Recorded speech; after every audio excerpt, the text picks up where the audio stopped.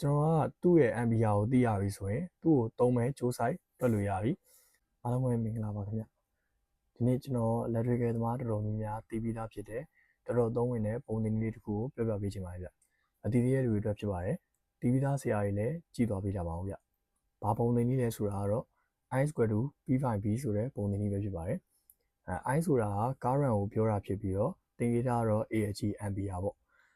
P ဆိုတာကတော့ power ကိုပြောတာဖြစ်ပြီးတော့သင်္ကေတကတော့ W အကြီး watt နော်V ဆိုတာကတော့ volt ကိုပြောတာဖြစ်ပြီးသင်္ကေတကတော့ V အကြီး volt ပေါ့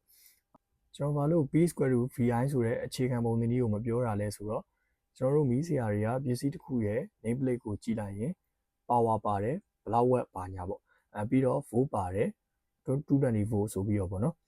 ဒါပေမဲ့ဒီပစ္စည်းတစ်ခုရဲ့ ampere ဆိုတာက name plate မှာတိတ်မပါတတ်ကြဘူးပေါ့နော်အဲကြောင့်ကျွန်တော်အနေနဲ့ ampere ကိုအဓိကထားရှာတယ် I square to P5B ဆိုတာကိုဦးစားပေးပြောပြပေးသွားမှာဖြစ်ပါတယ်ဗျပုံသင်နည်းအတိုင်းကတော့မခက်ပါဘူး ampere ကိုသိချင်ကျွန်တော်တို့က watt ကိုတီးပြီးတော့ volt နဲ့စပေးအောင်ပါပဲဥပမာကျွန်တော်တို့က2000 watt ဒယ်နီတစ်လုံးကို ampere သိချင်တယ်ဆိုပါစို့အဲကြောင့်မလို့ကျွန်တော်က2000ဆိုတဲ့ watt ကိုတီးပြီး220ဆိုတဲ့ volt နဲ့စလိုက်ရင်သူ့ရဲ့ ampere ကိုရပြီပေါ့နော်အခုတွက်လိုက်ရင်သူ့ရဲ့ ampere က9လောက်တော့သွားတယ်ပေါ့ကျွန်တော်ကသူ့ရဲ့ ampere ကိုသိရပြီဆိုရင်သူ့ကိုသုံးမဲ့ကြိုးဆိုင်တွက်လို့ရပြီကြိုးဆိုင်တွေကကျတော့အခုကျွန်တော်ချပေးထားတဲ့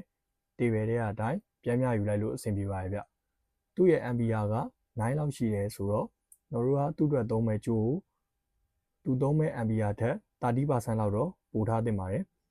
9 ampere ရဲ့ 30% ဆိုရင် 11.7 ဆိုတော့2.5 mm square လောက်သုံးသင့်ပါရဲ့ဗျသုံးရမယ့်ကြိုးဆိုင်ကိုတော့တည်ပြီးဒါပေမဲ့ breaker ကိုဘယ်လောက် ampere တက်ဆင်ရမလဲဆိုတာကိုသိချင်သုံးမဲ့ load ampere ရဲ့ 25% ပို့ပေးထားပါမယ်ဗျအဲ့တော့9 ampere ရဲ့ 25% ဆိုတော့ 11.2 ampere 11.2 ampere ဈေးကွက်ထဲမှာကျတော့မရှိဘူးပေါ့နော်အဲ့တော့ကျွန်တော်တို့ကဈေးကွက်ထဲမှာရှိတဲ့60 ampere breaker ကိုတက်ဆင်ပေးရမှာပဲဗျအချင်းချင်းတွက်ကြည့်ရမယ်ဆိုရင်2000 watt ဒယ်နီတစ်လုံးကိုသုံးရမယ်ဆိုရင်ကျိုးအနေနဲ့က 2.5 mm square သုံးပြီးတော့ breaker ကိုကျတော့ကျွန်တော်တို့က16 ampere breaker သုံးပေးရမယ်ပေါ့နော်အခုဆိုရင်ဒီ